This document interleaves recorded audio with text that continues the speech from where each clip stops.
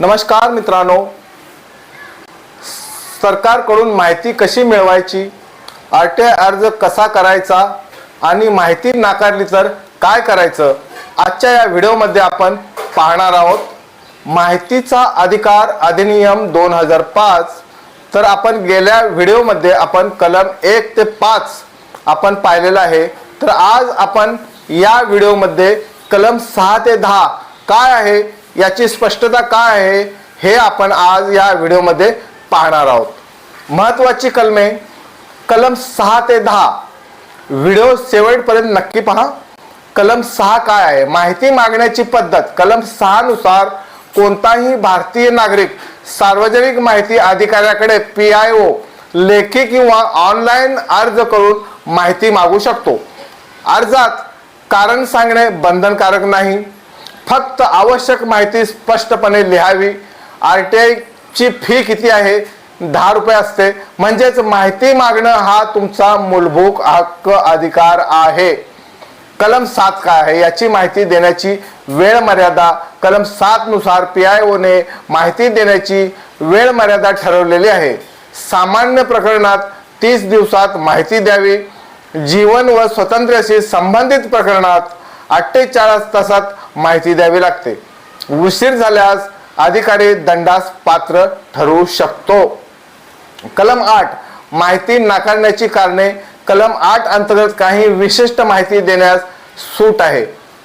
जसं की उदाहरणार्थ राष्ट्रीय सुरक्षा, संरक्षण विषयक माहिती, गोपनीय कॅबिनेट माहिती, वैयक्तिक माहिती, पब्लिक इंटरेस्ट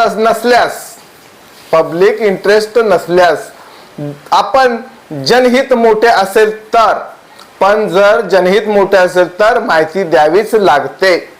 कलम 9 काय आहे ते आपण आज पाहणार आहोत. कॉपीराइट असलेली माहिती. कलम 9 नुसार जर मागितलेली माहिती कॉपीराइट कायद्याअंतर्गत संरक्षित असेल आणि ती सरकारकडे नसेल तर अशी माहिती देण्यास नकार दिला जाऊ शकतो. आता कलम 10 काय आहे ते आपण पाहणार आहोत. कलम 10 अतिशय महत्त्वाचा आहे. जर एखाद्या कागदातील काही भाग गोपनीय असेल आणि माहिती भाग सार्वजनिक असेल तर गोपनीय भाग वगळून उर्वरित माहिती नागरिकाला द्यावीच लागते. यालाच म्हणतात की निष्कर्ष काय आहे ते आपण पाहणार आहोत. मित्रांनो, RTI कायदा हा सामान्य नागरिकांचा शक्तिशाली हत्यार आहे. सरकारी कामकाजात पारदर्शकता आणण्यासाठी RTIचा उपयोग योग्य वापर करावा. जर तुम्हाला व्हिडिओ उपयुक्त वाटला असेल तर व्हिडिओला लाईक करा, चॅनलला सबस्क्राईब करा आणि कॉमेंट बॉक्समध्ये RTI संदर्भात तुमचे काही प्रश्न असेल तर जरूर कळवा. जय हिंद, जय संविधान. बातम्या पाहण्यासाठी आमच्या चॅनलला लाईक करा, शेअर करा, सबस्क्राईब करा, बेल आयकॉन प्रेस करा आणि सर्वप्रथम नोटिफिकेशन पहा तुमच्या मोबाईलवर.